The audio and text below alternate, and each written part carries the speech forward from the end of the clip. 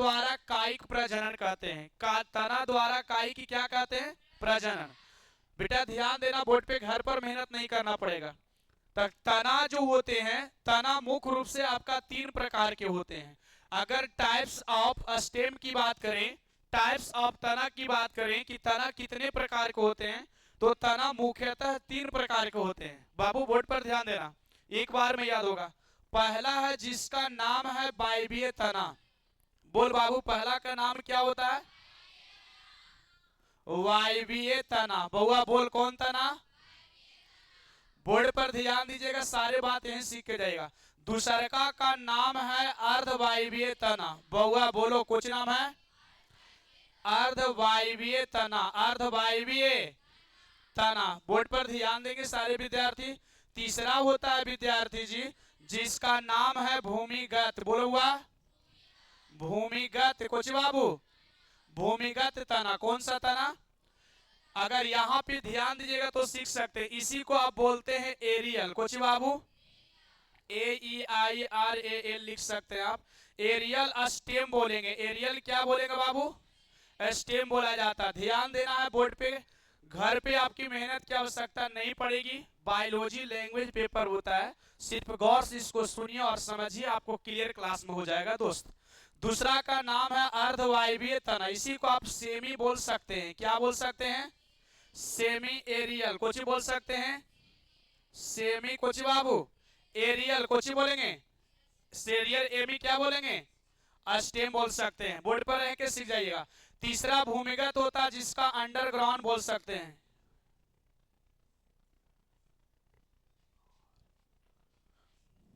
यहां पे ध्यान दीजिएगा।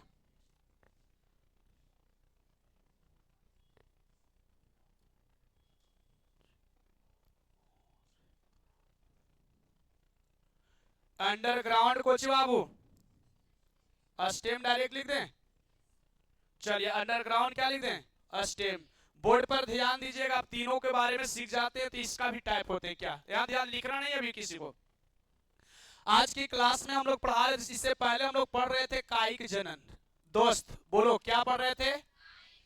Vegetative reproduction. जब चर्चा किए थे तब बताए थे कि पेड़ पौधे या पादप का वह वर्धी भाग, पेड़ पौधे या पादप का वह क्या बाबू? और वर्धी भाग में हम बताए थे दोस्त कि फूल को छोड़ देना। दोस्त फूल को क्या कर देना? और इसमें बीज की भी कोई चर्चा नहीं करना, है ना। फूल में अगर हमको पढ़ाना था वेजिटेटिव रिप्रोडक्शन तो बताए थे कि पेड़ पौधों या पादप का वह वर्धी भाग। वर्धी में 3 चीज आपके आए थे। पहला था जिसका नाम था तना, जिसको स्टेम बोलते हैं। दूसरा था जिसका था क्या? पत्ती, जिसको लिप्स बोलते हैं, है ना। तीसरा था कुछ बाबू, जड़ था, जिसको रूट बोलते हैं। क्या बोलते हैं विद्यार्थी जी?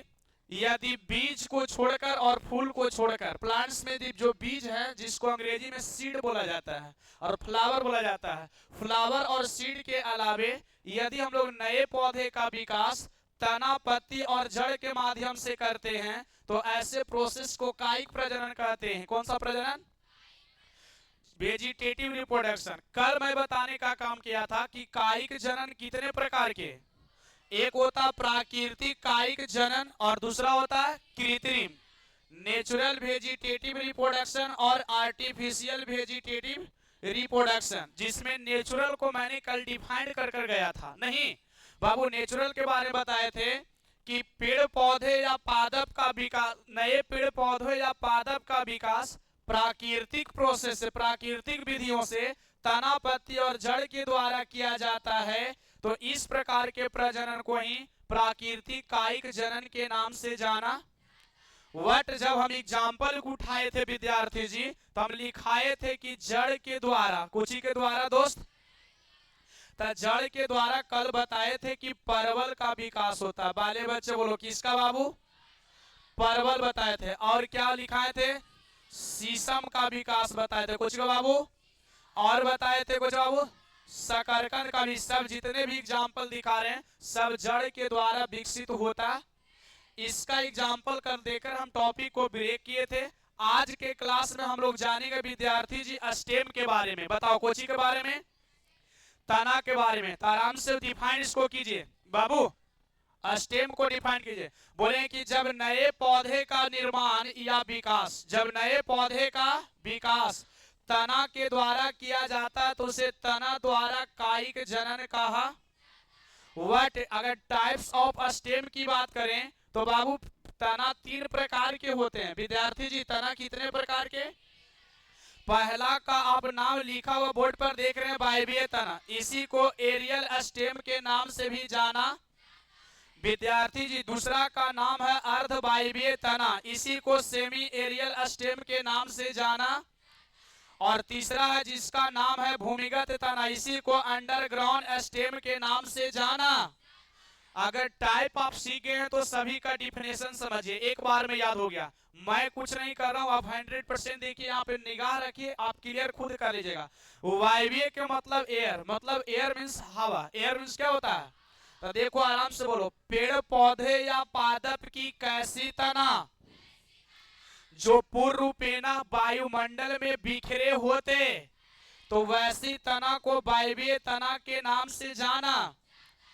बरगद की वृक्ष करें, पीपल की वृक्ष की बात करें, आम वृक्ष की बात करें, महुआ वृक्ष की बात करें, है ना। आपको बता रहे हैं एक शब्द के लिए एक शब्द यहाँ जानिए। हमारे इस इन्वायरमेंट में जितने ही प्रकार के प्लांट्स पाए जाते हैं, जितने ही प्रकार के पेड़ पौधे आप दिख रहे हैं आपको, उसमें से करीब करीब आपका 95 से 98% तक लगभग जितने भी पौधे के तने हैं सब कैसा तना का एग्जाम्पल आएगा? बता रहे हैं दोस्त, आप 95 से 98% ऐसे प्लांट्स आपको इस इन्वायरमेंट में देखने को मिलता है जिसकी तना जो है हमारा कैसा तना के एग्जाम्पल बनते हैं? वायवीय तना, एरियल स्टेम का उदाहरण बन जाते। आप आम, अमरूद, बैर, पपीता जितने भी हम आपको बता रहे हैं इसमें से, जितने बरगद का वृक्ष, पीपल का वृक्ष, महुआ का वृक्ष, कहुआ का वृक्ष जितने भी दिख रहे हैं जो वायुमंडल में पूरे बिखरे हुए फैले हैं पूरे दम। देखिए बरगद का वृक्ष है वो पूरे दम देखते हैं चारों पट्टी दम छाया दम फैलाए रखता है जो पूरे जो फैला हुआ है उसी को हम लोग तना कहेंगे। लेकिन कैसा तना कहेंगे? ये तो दम क्लियर हो गया। बोल दिया जाए, पेड़ पौधे या पादप की कैसी तना जो पूर्ण रूपेणा हमारे वायुमंडल में बिखरे होते, बिखरे मतलब फैले होते हैं, तो वैसे तना को वायवीय तना के नाम से जाना। वट कहेगा कैसे देना होगा, समझ में आएगा? गुड नहीं तो अभी हम एग्जाम्पल के तौर पर आम, अमरूद, बैर, पपीते जितने भी बता रहे हैं, बरगद वृक्ष, पीपल वृक्ष, सिकोया वृक्ष, लारिया वृक्ष जितने भी बता रहे हैं, इसमें से विद्यार्थी जी बता रहे हैं करीब 95% से 98% ऐसे प्लांट्स इस इन्वायरमेंट में हैं जिसका सभी का तना किसका एग्जाम्पल बन जाएगा? सेकेंड है जिसका नाम है अर्धवायवीय तना, सेमी एरियल स्टेम, ये भी याद हो गया। आराम से बोला जाए, पेड़ पौधों या पादप की कैसी तना जिसका लगभग 80% भाग, कितना परसेंट, हमारे वायुमंडल में स्थित होते हैं, वायु में बिखरे होते हैं, वायुमंडल से संपर्क में होते हैं, और इसका 20% जो भाग होता है वो भूमिगत होते हैं। क्या होते हैं? भूमिगत। तो ऐसे तना को ही अर्धवायवीय तना के नाम से जाना। विद्यार्थी जी अर्धवायवीय तना का अगर एग्जाम्पल हमें दिखाना है तो आप घास का नाम सुने हैं, जल कुंभी का नाम सुने हो? बाबू जल कुंभी जानते हो आप लोग? आप देखे होंगे ठहरे हुए जल, जहां पे नदी तालाब की बात कर रहे, तालाब उलाब ऐसा हो जहां पे पानी ढेर दिन से रुका हुआ या कहीं पे पोखर उखर पुराना देहात में रहता, देखिएगा जब पानी संचित होते हैं गंदे पानी, तो वहां पे देखे होंगे एकदम ग्रीन ग्रीन चौड़े चौड़े पत्ते वाले होते हैं, और जब ये फूल देगी जलकुंभी तो बिल्कुल नीला नीला फूल देती है। तो जलकुंभी जो होते हैं इसके ऊपरी वाले भाग वायुमंडल के संपर्क में होते हैं और नीचे वाले भाग जल के संपर्क में या भूमिगत। घास की बात करें तो देखिए घास दो तरह से लोग देहात में, मवेशी जो पालते हैं लोग देहात में, गाय भैंस पालते हैं, तो देखते हैं कि खेत खलियान में जाकर वो घास को काटते हैं, तो जो हंसुए से घास को काट कर लाते हैं तो उसको ऊपरी भाग जो कट गया वो वायु वाला काट लिया, और जो कुछ भाग जमीन में रह गया उसको आप क्या बोलते हैं? वो जो है जमीन के अंदर संपर्क, घास के कुछ भाग कट गया तो वायवी और बाकी जो रह गया। अभी तक विद्यार्थी क्लास में जो भी मेरे भाई बहन बैठे हुए हैं उनकी माइंड में यही चल रही है कि जमीन के अंदर जाने के मतलब की जड़ नहीं, गलत सोच आपकी है। जमीन के अंदर जाने के मतलब जब जो बिल्कुल दम सीधा ऐसे चले जाए, दम अंदर सीधा जाए, तब उसको रूट बोलेंगे, तब जड़ बोलेंगे। तब सीधा हचाक देना अंदर चले जाए, तो सीधा। और बहुत से विद्यार्थियों को माइंड में ऐसा देखे हैं, बहुत से बच्चे को ऐसा बोलते सुनते हैं, या बच्चे ऐसे बोलते रहते हैं, या शिक्षकों को भी कई वो लेक्चर ऐसा सुने, कॉपी देखते हैं कि लिखा देते हैं कि रूट का काम है जो जड़ का जल को अवशोषण करना। लेकिन इस आप जल का अवशोषण करना काम रूट का नहीं होता। रूट हेयर होते हैं, जो मेन जड़ आप ऐसे जो सीधे दिख रहे हैं, इसमें बहुत सारे देखते होंगे ऐसे ऐसे रोइटा जैसा निकला छोटे छोटे होते हैं, देखे हैं? इसी को रूट हेयर कहते हैं, या मूल रोम या मूल सोम कहा जाता है। इस रूट हेयर का काम है जल को अवशोषित करना। ये जड़ का काम नहीं है। जड़ का सिर्फ इतना ही काम है कि प्लांट्स को सीधा खड़ा रखना, उसको खड़ा रखने का ही काम है रूट का। उसका किसी प्रकार के यानी जल वगैरह या किसी प्रकार के खनिज पदार्थ का अवशोषण में विशेष भूमिका जड़ की नहीं होती है। सभी प्रकार के खनिज से रिलेटेड और जल से रिलेटेड अवशोषण की बात आ जाती है तो इसे रूट हेयर की बात कहा जाती है। रूट हेयर काम करता है। देखे होंगे जब टॉपिक पढ़ा रहे तो बचपना याद आ जाती है। मेरे गांव में एक बुढ़िया दादी थी जिनके पास अमरूद का पेड़ था। जब अमरूद का पेड़ था, अमरूद फलता था, तो हम लोग निशाना लगा रखते कि कखनी दादी हटती कि ढेला चला कर कागो तोड़ ले। लेकिन दादी ना पक्का ड्यूटी करती थी, हिलती नहीं थी। अब वहां पे दूधू को गाय पाल रखी थी। अब हम लोग को बोलती थी कि अमरूद उसी शर्त पर देंगे जब मेरे जो घास काट देगा, जो मशीन में घास देहात में काटते हैं ना मवेशी को खिलाने के लिए। क्या करे, छोटा बच्चा थे, लोभ के मारे कि अमरूद तो मिलेगा, जाके घास बुढ़िया दादी को काटते थे। काटने पर दादी बहुत चालाक थी, बढ़िया अमरूद नहीं देती थी। जो ऊपर से जो तोता उता काट के गिराता था ना, वही जमा करके रखती थी, वही वाले देती थी। लेकिन उस पर भी हम लोग इतना छोटा थे कि उसी पर बहुत खुश रहते थे। वो घड़ी माइंड में लगता था कि काश ये पेड़ मेरा रहता तो इस पर बैठ के मजे से बैठ कर खाते चढ़कर, है कि नहीं है? लेकिन उस समय हम लोग क्या थे, मित्रों के साथ बाग बगीचे में घूमते रहते थे। कहां अमरूद का पेड़ देखने को मिले कि साला उसको उखाड़ करके अपने जमीन में ले जाकर उसको निजीकरण कर लें, पर्सनल अपना कर लें, और जितना जल्दी वो फल दे कि हम भी इस तरह से काश इस अमरूद का पेड़ का मालिक हम हो। इस नहीं ऐसा लगता था। कभी जमीन देखे होंगे, कभी कभी बच्चे में कहीं से पेड़ उखाड़े होंगे ना, तो जब उखाड़ते होंगे चर चर चर चर टूटते लगता होगा। कबारे होंगे तो चर चर की आवाज आता है। तो इस रूट हेयर टूट गया, आई जड़ तो रियल में बच गया, जड़ बच गया, जड़ आपने कबार लिया, लेकिन रूट हेयर टूट गए। अब इसके चलते कहीं दूसरे जगह पर मिट्टी में जाकर इस पौधे को लगाओगे या पेड़ को लगाओगे तब प्लांट्स का विकास नहीं हो पाएगा। चूंकि रूट बचाए हैं लेकिन मैंने चीज आप तोड़ दिए, रूट हेयर तोड़ दिए, जो विभिन्न प्रकार के पौधे को खनिज पदार्थ लाकर देंगे, जल अवशोषण करने की क्षमता इसका, वो सारे संपर्क कनेक्शन ही टूट गया। इसलिए वो पौधा का विकास क्या हो जाएगा, वंचित हो जाएगा। वो पौधे का विकास सही तरीके से नहीं हो पाएंगे। तो आप दूसरी माइंड से हटा दिए, जमीन के अंदर का मतलब जड़ ही नहीं समझिएगा, तना भी होता है। और रूट का मतलब समझिए कि जल का अवशोषण। रूट का काम सिर्फ इतना ही जानिएगा कि रूट जो होता है सीधे पौधा को खड़ा रखने का काम करता है। 1 मिनट और टाइम लेंगे आपको, हम थोड़ा सा एक चीज बताना चाहेंगे दोस्त। ये तो तना होता है या बीज होता है। देखिए एक छोटा सा मैं यहाँ पे बीज ले रहा हूँ, बोर्ड पर ध्यान दीजिएगा। अगर इसको ध्यान से समझते हैं आप तो आपको एकदम क्लियर हो जाएगा कॉन्सेप्ट। देखिएगा अब क्या है, ये रूट में से एक देखिएगा ऊपर की ओर बीज है, सीड है, SEED। सीड मीन्स क्या होता है, अब बीज है विद्यार्थी जी, खूब बढ़िया से इसको समझने का प्रयास कीजिएगा। इस बीज के अंदर बिल्कुल देखिए ऐसा है, देखिए ये बीज है और बीज अंकुरता है ना विद्यार्थी जी, तो एक ऊपर की ओर ऐसे निकल जाती है और एक इसमें से नीचे की ओर ऐसे आएगा। खूब बढ़िया समझना, ऊपर वाला को बोलते हैं परांकुर, कुछ बोलते हैं बोलो तो परांकुर, और नीचे वाला को बोला जाता है मूलांकुर, बोलो तो बुआ मूलांकुर बोलते हैं। इसी को हम लोग अंग्रेजी में स्टेम बोलते, इसी को रेडिकल बोलते हैं। मूलांकुर को अंग्रेजी में क्या बोलते हैं, रेडिकल, और इसको बोलते हैं, इसी को पलमूला के नाम से जाना जाता है। अब खूब बढ़िया से समझिएगा, बीज है, बीज अंकुरित तो होकर एक ऊपर की ओर निकल कर गया, इसी से तना। देखना ऑब्जेक्टिव में पूछ चुका है कई बार, फाइनल बोर्ड में आपको पूछेगा कि ऐसे इस तरह से क्वेश्चन सेट करता है बोर्ड कि निम्न में से तना का विकास होता है किसके द्वारा। ऑप्शन देगा परांकुर के द्वारा, मूलांकुर के द्वारा, बीज पत्र के द्वारा, इनमें से किसी के द्वारा नहीं था। क्या ऑप्शन लगाओगे, ठीक? परांकुर से क्या होगा, तना का विकास, कोची का। अब ऐसे भी आप जानते हैं कि मूल से होता है मूल, और मूल माने होता है जड़। मूल माने क्या होता है, अरे ऐसे भी 10 क्लास में एसएसटी पढ़ोगे तो हिस्ट्री में टीचर ऐसे कहावत तो बताए होंगे कि पहले के लोग जो जंगल में रहते थे कंद मूल खाकर रहा करते थे। नहीं, कंद मूल, मूल मीन्स जड़ होता है। मूल मीन्स क्या होते हैं? जड़। तो याद कीजिए, मूल से मूलांकुर और मूल माने जड़, और जड़ के जो होते हैं जो मूलांकुर से विकसित होते हैं, और तना जो होते हैं वो परांकुर से, पलमूला से होते हैं और रेडिकल से होते हैं। कोई दिक्कत?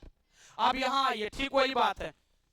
अब इसका एग्जाम्पल में मैंने बताया क्या बाबू? घास। और बता रहे जलकुंभी। जलकुंभी की बहुत सारी खासियत है मित्र, खूब बढ़िया सुना। जलकुंभी को बंगाल के आतंक के नाम से घोषित किया गया। जलकुंभी जो ऐसे प्लांट्स है, इसको बंगाल के आतंक कहा जाता है। इसका खासियत है कि रेस्ट जो जल होते हैं, ठहरे हुए जो जल होते हैं, उसमें ये उगने के मतलब ये जन्म लेकर, ये यानी कि जन्म लेकर के ऑक्सीजन को खींच लेते हैं, और बाहरी ऑक्सीजन को उस जल में प्रवेश एंट्री नहीं होने देते हैं, जिसके कारण जितने भी जलीय जीव होते हैं उसकी जान खतरे में चली जाती है। इसीलिए इसको बंगाल के आतंक के नाम से जाना। तो दूत 3 तरीका से क्वेश्चन पूछता है। हम लोग इंसान का माँ का गर्भा कल माँ में कल बता रहे थे 9 माह 9 दिन का होता है। 9 माह के दिन का, अगर इसी को दिन में कन्वर्ट किया जाए तो कल बताए थे 280 दिन का। इसी को यदि सप्ताह में कन्वर्ट किया जाए तो लगभग 40 सप्ताह का होता है। के सप्ताह का? लेकिन ये जो जलकुंभी जो हम बता रहे हैं अर्धवायवीय तना का एग्जांपल, जो सेमी एरियल जो स्टेम बता रहे हैं, इसका जो प्रजनन दर है, इसका माइलेज बहुत तेज है विद्यार्थी। ये जो है मात्र 8 माह के अंदर में, विद्यार्थी जी मात्र के माह के अंदर में 65,000 संतान उत्पन्न कर सकते। सोचिए कितना तीव्र प्रजनन दर इसका, कितना माइलेज हाई इसका है। जो ये ऐसे प्लांट्स हैं जो 8 महीना के अंदर में अपनी संतान 65,000 उत्पन्न कर सकते हैं, और हम लोग इंसान यानी 9 महीने 9 दिन में एक वो नहीं तो फिर 2 गो जुड़वा यही ना हो सकता है। लेकिन ये देखिए मात्र 8 महीना, समय भी कम और संतान देखिए हजारों में पहुंचा हुआ, 65,000 संतान उत्पन्न कर सकते। क्लियर है? तो इसको 3 गो ऑब्जेक्टिव आप सेट कीजिएगा। पहला इस तरह से पूछेगा, निम्न में से किसे बंगाल का आतंक कहा जाता? वहां पे दे देगा जलकुंभी। बहुत अच्छा। सेकंड प्रश्न बनेगा दोस्त कि निम्न में से कौन से प्लांट्स ऐसे हैं जो ठहरे हुए जल में उगकर ऑक्सीजन को खींच लेते हैं? इसका भी एग्जांपल जलकुंभी बन जाएगी। बहुत अच्छा, धन्यवाद। तीसरा बनेगा कि जलकुंभी 8 माह में अपने जैसे संतान की कितने प्राप्ति करेंगे? 65,000 संतान की प्राप्ति कर लेती। किन्हीं को कोई डॉट? चलिए, उसी प्रकार से तीसरा है भूमिगत तना, अंडरग्राउंड रेडी स्टेम की बात करें। अंडरग्राउंड को बाबू स्टेम, देखिए नाम में छुपा हुआ डिफिनेशन है। अंडरग्राउंड भूमिगत, बोलिए पेड़ पौधों या पादप की कैसी तना जो पूर्ण रूपेणा भूमि के अंदर छुपे होते, तो उसी को भूमिगत तना के नाम से जाना। बहुआ कौन सा तना? भूमिगत तना। बहुत अच्छा लगा। क्या पूरे स्टेम समझ में आया?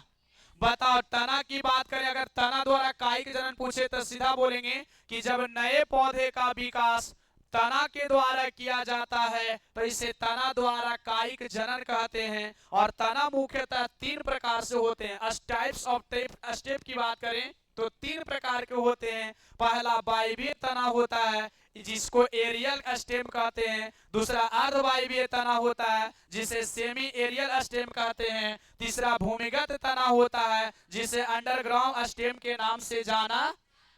तीनों का डिफिनेशन एग्जांपल समझ में आ गया? कोई डॉट? चलिए तो यहां से हेडिंग बनाओ, तना स्टेम, और लिखा जाए। कहां तक लिखा है? अच्छा, 3 प्रकार के लिखा चुके थे। चलिए, पहला वायवीय तना, ये लिखा जाए। एरियल स्टेम लिखे और डैश मारा जाए, इसका लिखिए।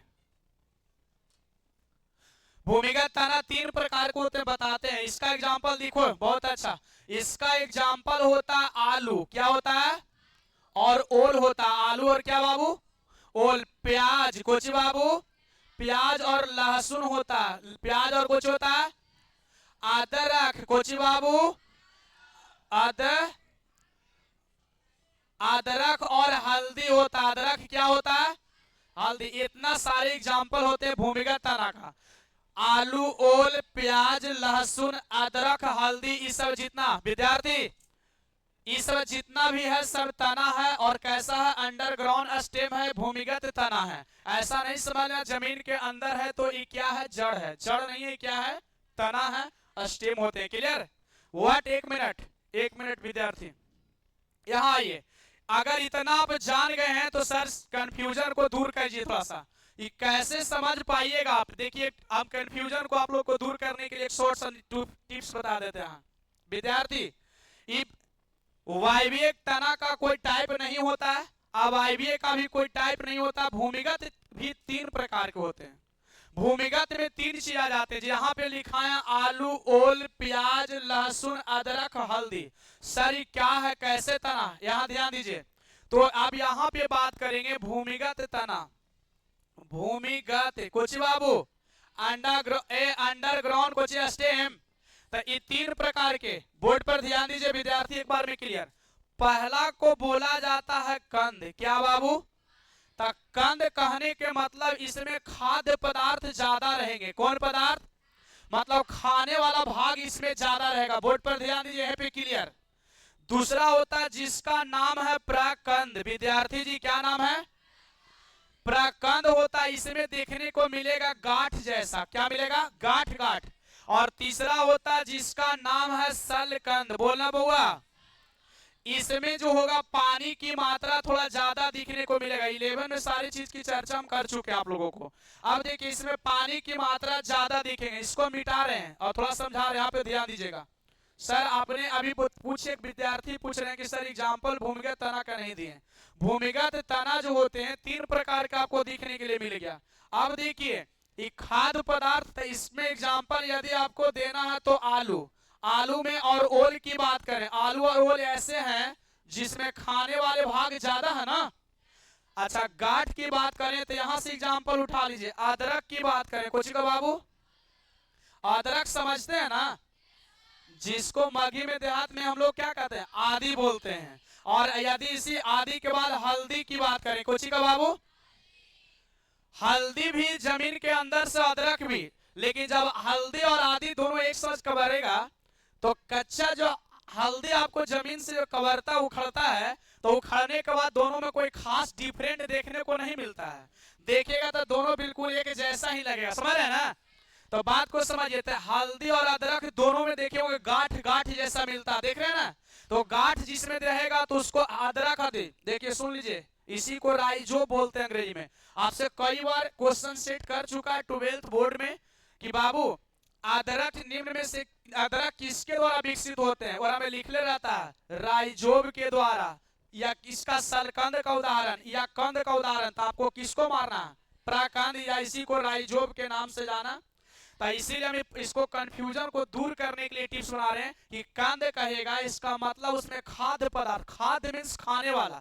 एगो खाद ई होता है जी जो बुनने वाला होता है, खेतों में किसान छींटते हैं, जो डीएपी यूरिया पोटास सुने हैं ना, ई खाद माने बुनना। यहाँ लिखा है खाद है, खाद मीन्स खाने वाला। तो ये आलू और ओल जिसमें ज्यादा खाने वाले भाग होंगे तो उसको कंद कहेंगे। जिसमें गांठ जैसा संरचना ज्यादा दिखेगा तो उसका एग्जांपल में अदरक और क्या आएंगे। और जिसमें पानी की मात्रा ज्यादा रहेंगे, जैसे प्याज की बात करें, क्या चीज की बात करें? लहसुन की बात करें। कोची को बाबू बताइए। अब लहसुन की बात कर रहे हैं, ध्यान दीजिए। लहसुन की बात करें, बताओ इस समय पानी की मात्रा ज्यादा होता है ना।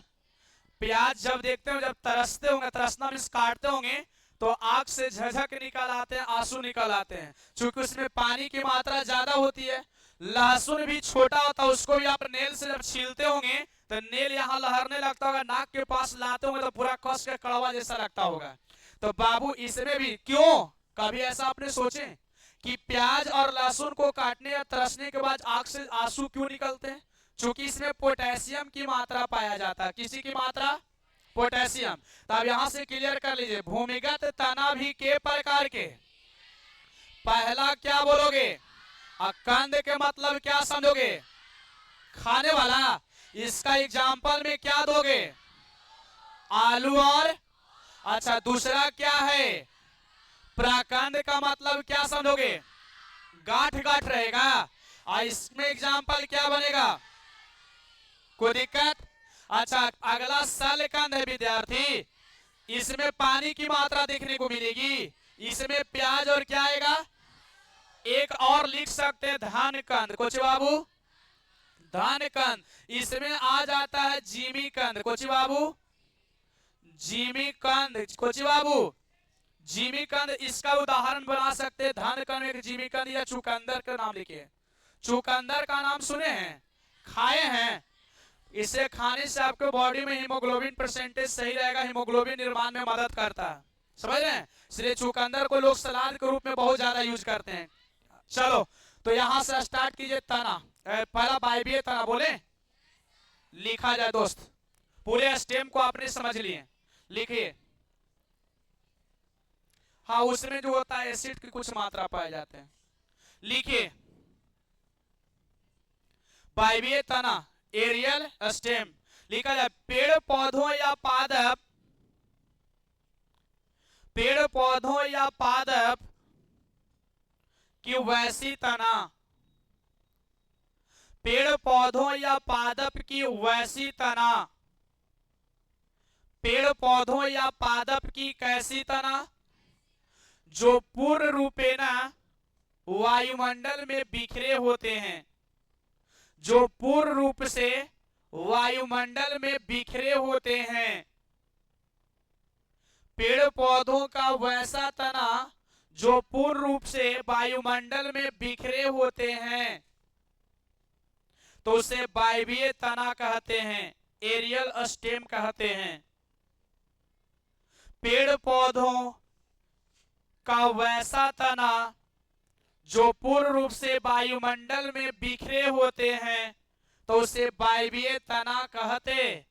जैसे एग्जाम्पल डाल लीजिए, आम, अमरूद, बर, पीपर।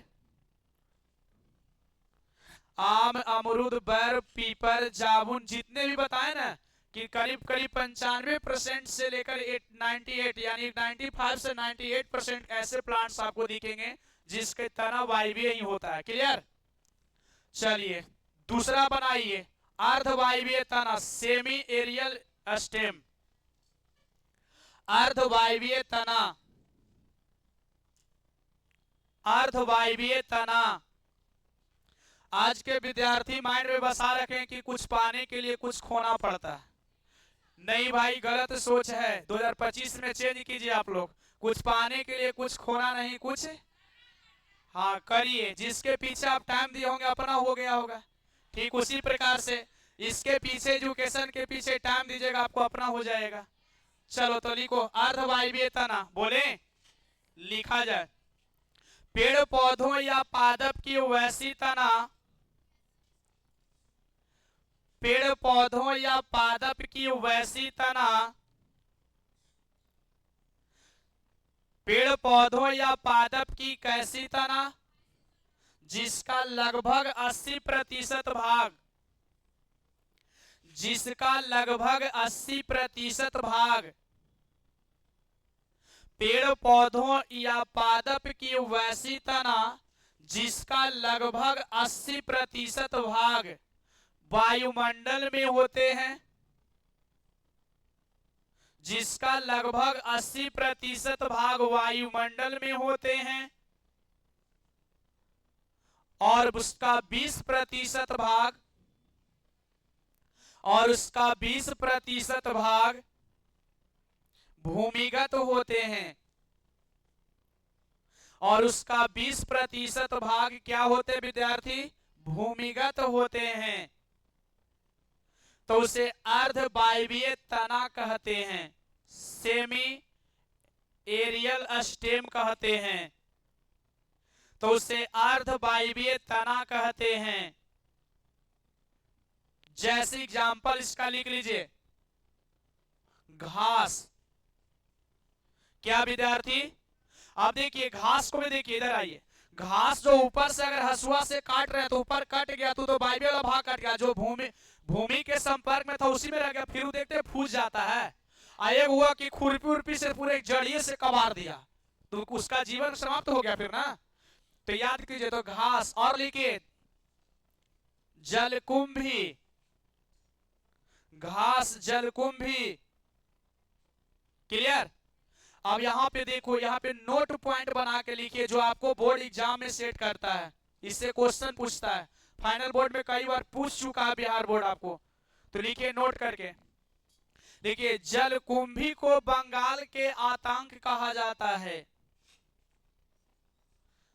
जलकुंभी को बंगाल का आतंक कहा जाता है। विद्यार्थी जी, जलकुंभी को बंगाल का क्या कहा जाता है? आतंक कहा जाता है। क्लियर। सेकेंड नोट पॉइंट बनेगा, सेकेंड नोट पॉइंट बनेगा जी।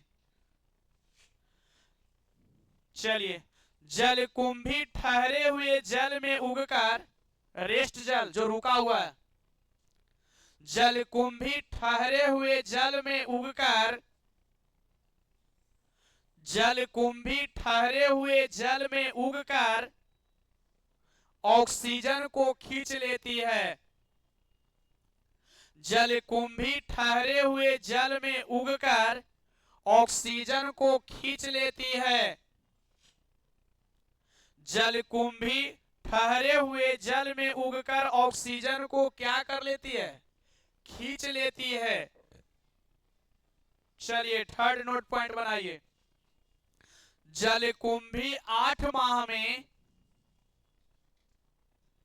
जलकुंभी 8 माह में 65,000 संतान उत्पन्न करती है। जलकुंभी 8 माह में 65,000 संतान उत्पन्न करती है। देखिए इसका कितना माइलेज है। 8 महीना के अंदर में 65,000 संतान उत्पन्न कर सकते हैं अपनी समानी। बताओ, जलकुंभी 8 महीने में कितने संतान? 65,000। क्या तीनों नोट पॉइंट को आप लोग सेव कर लिए? चलिए नेक्स्ट टॉपिक पे आइए, भूमिगत तना, अंडरग्राउंड पर आ जाइए। भूमिगत तना, नेक्स्ट अंडरग्राउंड स्टेम। भूमिगत तना, विद्यार्थी जी कौन तना? चलिए डिफाइन करें, लिखा जाए। पेड़ पौधों या पादप की वैसी तना, पेड़ पौधों या पादप की वैसी तना, पेड़ पौधों या पादप की वैसी तना जो पूर्ण रूपेणा भूमिगत होते हैं, जो पूर्ण रूप से भूमिगत होते हैं। भूमिगत समझ रहे हैं ना आप लोग? जमीन के अंदर। पेड़ पौधों या पादप की वैसी तना जो पूर्ण रूप से भूमिगत होते हैं। पूर्ण रूप से विद्यार्थी जी भूमिगत, तो उसे भूमिगत तना कहते हैं, अंडरग्राउंड स्टेम कहते हैं, भूमिगत तना कहते हैं। विद्यार्थी जी कौन सा तना बोलेंगे? भूमिगत तना। क्लियर।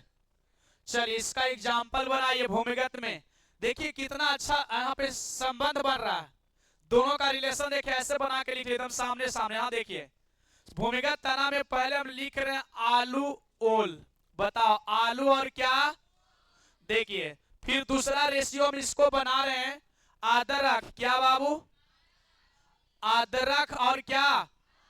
हल्दी। अदरक है और क्या बाबू? और तीसरा देखिए यहां पे बना दे रहे, तीसरा इसमें बनाएंगे प्याज। क्या बाबू? और लहसुन। कुछ बाबू? देखिए तीनों का रेशियो देख रहे बढ़ रहा है, जो तीनों का संबंध देख रहे हैं ना, संबंध रिलेशन।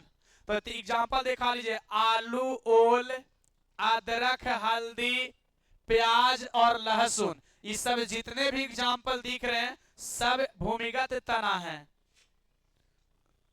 सारे के सारे भूमिगत तना का एग्जाम्पल दिख रहा है। क्लियर।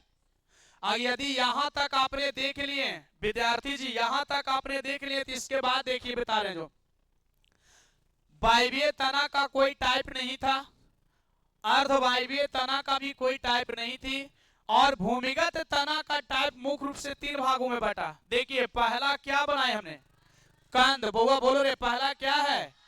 तो कंद का मतलब क्या समझते हैं? खाने वाला भाग ज्यादा रहेगा। तो इसमें बताओ, वहां दे देगा फाइनल एग्जाम में कि आलू निम्न में से है, देगा निम्न में से है। कंद, प्रकंद, सलकंद, धान कंद, क्या बनाओगे?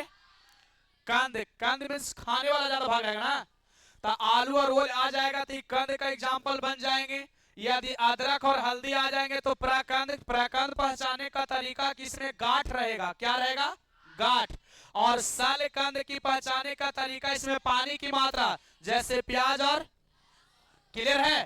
ठीक उसी प्रकार धान कंद का एग्जाम्पल जिमी कंद होते हैं और क्या हो जाते हैं? चुकंदर। तो लाइन चेंज करके लिखिए वहां से। चुकंदर सलजम नहीं खाए हैं, बस वही चीज है। लाइन चेंज करके लिखा जाए, भूमिगत तना मुख्यतः तीन प्रकार के होते हैं। भूमिगत तना मुख्यतः तीन प्रकार के होते हैं। विद्यार्थी जी, अंडरग्राउंड स्टेम कितने प्रकार के होते हैं? तीन प्रकार के होते हैं।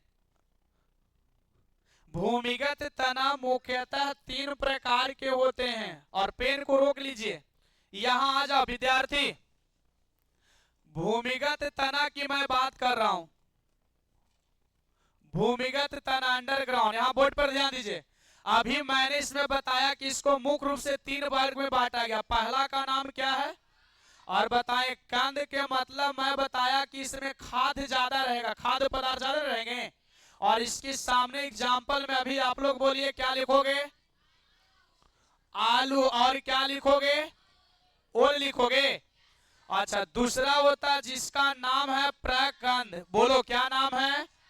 राइजोम। इसको में क्या रहेगा? इसको पहचाने का तरीका, इसमें गांठ दिखेंगे और इसमें एग्जाम्पल क्या बन जाएंगे? अदरक। बोलिए क्या बनेगा? अदरक बन जाएंगे एग्जाम्पल। और क्या बनेगा? और हल्दी। बोलो बुआ। और हल्दी इसका एग्जाम्पल बन जाएंगे। चलिए तीसरा क्या होता है? सलकंद। बोलना बुआ, सलकंद। इसमें कैसे पकड़ेंगे? इसमें पानी का मात्रा ज्यादा रहेंगे। बता, इसका एग्जाम्पल क्या बनेगा? प्याज और, कोची बाबू, प्याज और लहसुन। चलिए लहसुन। चलिए इसको उतार लिया जाए ऐसा ही आपको, हाँ वैसे ही उतार लीजिए। भूमिगत तना तीन टाइप में मुख्य रूप से ऐसे होंगे और तीनों के पहचानने का तरीका और एग्जाम्पल उतार लिया जाए। गाजर आगे बताते तना के रूप में है। मुसरा जड़ में उसमें आएगा, जड़ पढ़ाएंगे रूट तब।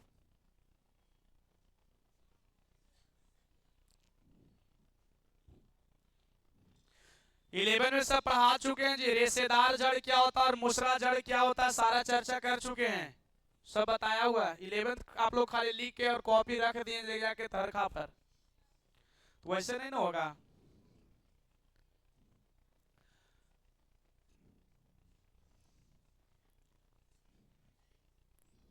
हाँ दीदी बोलिए। दूसरा में ओल लिखल है, अदरक और हल्दी लिखा हुआ। अदरक, अदरक। प्याज और लहसुन लिखा हुआ, लिखा देते हो। एक और लिख सकते हैं, नहीं मुक्त नहीं होता, धान कंद लिखिए। क्या बताएं? जिमी कंद। 1 मिनट, लो उतारो।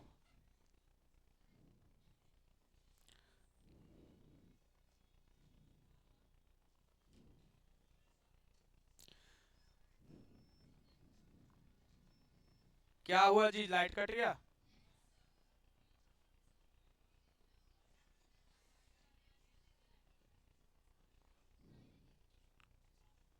तो चल रहा है, बैटरी अभी है।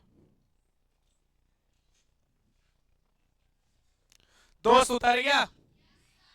आगे बढ़े। चलिए, तो ये अभी जितने भी यहां तक हम लोग पहुंचे हैं, इस सब वेजिटेटिव रिप्रोडक्शन से संबंधित बात चल रही थी। यानी कायिक जनन में नेचुरल प्राकृतिक कायिक जनन हम लोग चल रहे थे ना। अब प्राकृतिक कायिक जनन में दो चीज समझे हम लोग, जड़ के द्वारा क्या क्या होता और तना के द्वारा क्या क्या होता। अभी लिप्स बचा हुआ, पत्ती बचा हुआ ना, तो अब लिखिए पत्ती द्वारा लिख के डैश मारिए। और एग्जाम्पल हम क्या बताए थे कि पेड़ पौधे का विकास तना, पत्ती और जड़ के द्वारा होगा। तो तना आपने समझ लिए, जड़ भी समझ लिए, है ना। स्टेम और रूट की चर्चा हो चुकी है। अब लिप्स के बारे में जानेंगे, पत्ती के बारे में ना, तो लिखिए पत्ती द्वारा, मिटा दिया जाए ना। चलिए लिखिए, यहां ध्यान दीजिए, एक बार में याद होगा पत्ती के द्वारा कैसे होगा। विद्यार्थी जी कहता है कि जब नए पौधे का विकास पत्तियों के द्वारा किया जाता है, एक बार में याद हो गया दोस्त, ध्यान देने वाले बच्चे। जब नए पौधे का विकास पत्तियों के द्वारा किया जाता है तो इसे पत्ती द्वारा कायिक जनन कहा जाता। चल इधर आइए, ध्यान दीजिए। जैसे विद्यार्थी जी ब्रायोफाइलम का नाम सुने हैं, ब्रायोफाइलम। ब्रायोफाइलम एक ऐसे प्लांट्स है, एक ऐसे पौधे हैं जिसकी पत्ती भी तोड़कर अगर मिट्टी में रोप दिया जाए तो उससे जड़ निकल आते हैं और उससे एक नए प्लांट्स का विकास हो जाता। बिगोनिया की बात करें कोची का बाबू, बिगोनिया, कोची बाबू, बिगोनिया की बात करें तो बिगोनिया भी एक ऐसे प्लांट्स है जिसके पत्ती को अगर तोड़कर रोप दिया जाए तो इससे नए पौधे का विकास हो जाता। मैं जब भी स्टार्ट किया था कायिक जनन तो उसमें बार बार मैं रिपीट कर रहा हूं कि कायिक जनन में फ्लावर और सीड को छोड़कर, फूल और बीज को छोड़कर इसमें नए पौधे को तैयार करने के लिए तना, पत्ती और जड़ का यूज किया जाता है। जिसमें तना भी आपको समझा चुके, जड़ भी समझा चुके हम। अब हम पढ़ा रहे लिप्स के द्वारा क्या होगा, पत्ती के द्वारा क्या होंगे। तो पत्ती पर भी मैंने बताया कि जब नए पौधे का विकास पत्तियों के द्वारा किया जाता है तो इसे पत्ती द्वारा कायिक जनन कहेंगे। और पत्ती के द्वारा विकास होने वाले प्लांट्स का नाम यहाँ लिख दिए कि ब्रायोफाइलम एक ऐसे प्लांट्स हैं जिसके पत्ती को भी तोड़कर लगने के बाद जड़ निकलते हैं, उससे प्लांट्स बन जाते हैं। बिगोनिया भी ऐसे प्लांट्स होते हैं, इसके भी पत्ती से नए पौधे का विकास हो जाता। तो सारे के सारा एक साथ पत्ती द्वारा कायिक प्रजनन कहलाता। तो कायिक पत्ती द्वारा लिख के लिखा जाए। जब नए पौधे का विकास, जब नए पौधे का विकास, जब नए पौधे का विकास पत्तियों के द्वारा किया जाता है, जब नए पौधों का विकास पत्तियों के द्वारा किया जाता है, जब नए पौधों का विकास पत्तियों के द्वारा किया जाता है तो उसे पत्ती द्वारा कायिक जनन कहते हैं। लिप्स वेजिटेटिव रिप्रोडक्शन, पत्ती द्वारा कायिक जनन कहते हैं। जब नए पौधे का विकास पत्तियों के द्वारा किया जाता है तो इसे पत्ती द्वारा कायिक जनन कहते। जैसे एग्जाम्पल में बना लीजिएगा, ब्रायोफाइलम और बिगोनिया, ब्रायोफाइलम और बिगोनिया बन गया दोस्त। ब्रायोफाइलम एग्जाम्पल में दिखा लीजिएगा।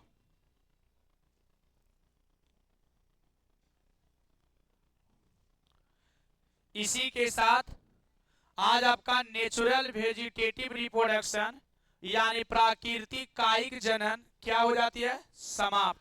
अब हम लोग पढ़ेंगे आर्टिफिशियल। कौन पढ़ेंगे, कृत्रिम। तो दूसरे का हेडिंग बनाइए, कृत्रिम।